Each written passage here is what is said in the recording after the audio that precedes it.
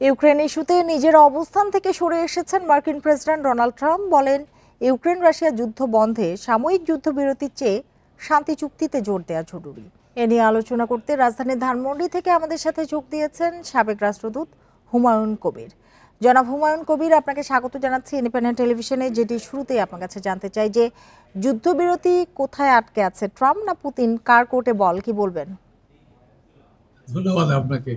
আসলে এটা নিয়ে খুব টান টান উত্তেজনা ছিল আলাস্কাতে পুতিন এবং ট্রাম্পের মধ্যে যে সামিটটা হয়ে গেল গতকাল, এটা নিয়ে। এবং আমরা তিন ভাগে যদি দেখি, ট্রাম্পের পক্ষ, প্রেসিডেন্ট ট্রাম্পের দিক থেকে যদি দেখি, তাহলে তার প্রত্যাশা প্রধানত ছিল যুদ্ধবিরতি কত তাড়াতাড়ি করানো যায়, যেটা নিয়ে তিনি অনেকদিন ধরেই কথা বলছেন। দ্বিতীয়টা ছিল যে যদি পুতিন তাতে, বা রাশিয়ান প্রেসিডেন্ট পুতিন যদি তাতে রাজি না হন, তাহলে তার বিরুদ্ধে কিরকম স্যাংশনে যাওয়া যায়, সে কথাও তিনি ইঙ্গিত দিচ্ছিল। কিন্তু এখন যেটা দেখা গেল আজকের আলোচনার পরে, যুদ্ধবিরতি সম্পর্কে কোনো সিদ্ধান্ত হয়নি। শাস্তির ব্যাপারেও তিনি বলেছেন যে এই মুহূর্তে তিনি এটা চিন্তা করছেন না, কয়েক সপ্তাহ তিনি দেখবেন। তার অর্থ হচ্ছে ট্রাম্পের দিক থেকে যে বিষয়গুলোকে তিনি তার অর্জনের বিষয় হিসাবে উপস্থাপন করেছিলেন, সেগুলোর সেই লক্ষ্যে তিনি পৌঁছতে পারেননি, এটা মোটামুটি বোঝা যাচ্ছে। এবার যদি আসি আমি প্রেসিডেন্ট পুতিনের দিক থেকে, পুতিনের জন্য কয়েকটা বিষয় ছিল। তিনি গত 3 বছর ধরে ইউক্রেন যুদ্ধ যখন থেকে শুরু করেছেন তিনি, তারপর থেকে আন্তর্জাতিকভাবে তিনি একঘরে ছিলেন। তার জন্য একটা লক্ষ্য ছিল যে আবার কিভাবে মার্কিন প্রেসিডেন্টের সাথে একটা বৈঠক করে তিনি আবার বিশ্ব সভায় ফেরত আসতে পারেন। সেই লক্ষ্যটা কিন্তু তিনি অর্জন করেছেন।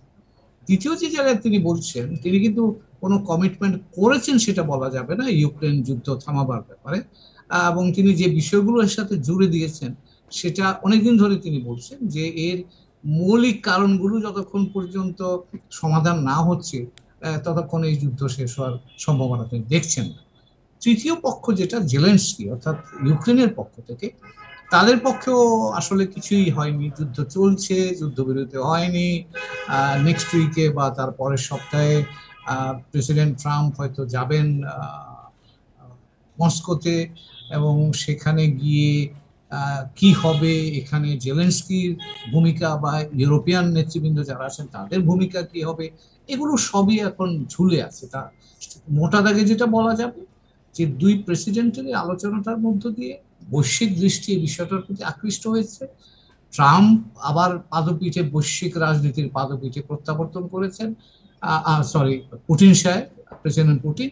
ট্রাম্প বলছেন, কিন্তু এখনো আমাদের অপেক্ষা করতে হবে যে তিনি যে লক্ষ্যমাত্রা ঠিক করেছেন সেটা জি, তিনি কিভাবে জনাব পাবেন। হুমায়ুন কবির, জেলেনস্কি আর ট্রাম্পের মধ্যে কি তফাৎ? মানে ট্রাম্প চাইলে জেলেনস্কি কোনো আপত্তি করতে পারবে? মানে যেটা প্রেসিডেন্ট জেলেনস্কি গত কয়েকদিন ধরে বলছেন, তার সাথে ইউরোপিয়ান নেতৃবৃন্দ আছেন, যে রাশিয়া আক্রমণের ফল যাতে ভোগ করতে না পারে সেটা নিশ্চিত করতে হবে। তার অর্থ হচ্ছে রাশিয়া ইউক্রেনের যে জায়গা, ওই দেশটির প্রায় 20% জায়গা কিন্তু এখন দখল করে আছে এবং এখনো যুদ্ধ চলছে। সেক্ষেত্রে শান্তির জন্য, পিস, ল্যান্ড ফর পিস যেটাকে বলা হয়, অর্থাৎ শান্তির জন্য জায়গা ছেড়ে দেওয়ার যে প্রস্তাবনাটা আছে, যেটা প্রেসিডেন্ট ট্রাম্প আজকে একটা ইঙ্গিত করেছেন, সেখানে জেলেনস্কি বা ইউক্রেনিয়ান এবং যারা ইউরোপিয়ান নেতৃবৃন্দ আছেন তারা কিন্তু এই বিষয়ে রাজি না। তাদের কথা হচ্ছে যে ট্রাম্প, রাশিয়াকে বা প্রেসিডেন্ট পুতিনকে তার সৈন্য প্রত্যাহার করতে হবে। এবং এই ক্ষেত্রে ট্রাম্প, প্রেসিডেন্ট পুতিন এবং ইউরোপিয়ান ইউনিয়ন দুই দিকেরই প্রস্তাব হচ্ছে যে এখানে একটা দীর্ঘমেয়াদী নিরাপত্তার গ্যারান্টি কিভাবে তৈরি করা যায়, যাতে করে ভবিষ্যতে রাশিয়া ইউক্রেন আর আক্রমণ না করতে পারে। এই বিষয়গুলো বেশ জটিল। একইভাবে পুতিন সাহেবের জন্য গুরুত্বপূর্ণ হচ্ছে যে ইউক্রেন যেন নেটোতে যোগ না দিতে পারে। কাজেই এটা বেশ জটিল। প্রেসিডেন্ট ট্রাম্প নির্বাচিত হওয়ার আগে বলছিলেন যে তিনি প্রথম দিনেই যুদ্ধবিরতি করে ফেলবেন, কিন্তু আমার ধারণা তিনি এতক্ষণে বুঝতে পেরেছেন যে বিষয়টা অত সহজ নয়। এবং এখানে শত বছরের যে প্রতিদ্বন্দ্বিতা ইউরোপীয় শক্তিগুলোর মধ্যে, তারই একটা ছোট প্রতিফলন আমরা ইউক্রেনে কিন্তু দেখতে পাচ্ছি। অনেক মূল্য দিয়ে মানুষ জানমালের অনেক ক্ষতির মধ্য দিয়ে আমরা দুঃখজনকভাবে এটা দেখতে পাচ্ছি।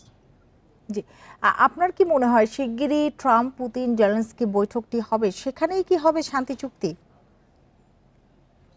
শান্তি চুক্তির যে কথাটা বলছেন, এখানে দুইটা ভাগে দেখতে হবে। একটা হচ্ছে ট্রাম্প, পুতিন এবং জেলেনস্কির একটা বৈঠক হতে পারে, কিন্তু এখানে আরেকটা দ্বিতীয় অংশ আছে, সেটা হচ্ছে ইউরোপিয়ান নেতৃবৃন্দ যারা আছে, যারা পুরো ইউরোপ এখন কিন্তু মোটামুটি জেলেনস্কি বা ইউক্রেনকে সমর্থন করছে। তো সেই ক্ষেত্রে আমার ধারণা মার্কিন যুক্তরাষ্ট্র, রাশিয়া, ইউক্রেন এবং ইউরোপিয়ান ইউনিয়ন, এবং এখানে নেটো হয়তো টেকনিক্যাল কারণে আসা ঠিক হবে না, কারণ সেটা পুতিন গ্রহণ করবেন না। তো রাশিয়া, ইউনাইটেড যুক্তরাষ্ট্র, ইউক্রেন এবং অন্যান্য ইউরোপিয়ান দেশগুলো মিলে যদি একটা শান্তি চুক্তি হয়, তবেই শুধুমাত্র এই সমস্যাটার একটা দীর্ঘমেয়াদী সমাধান হবে।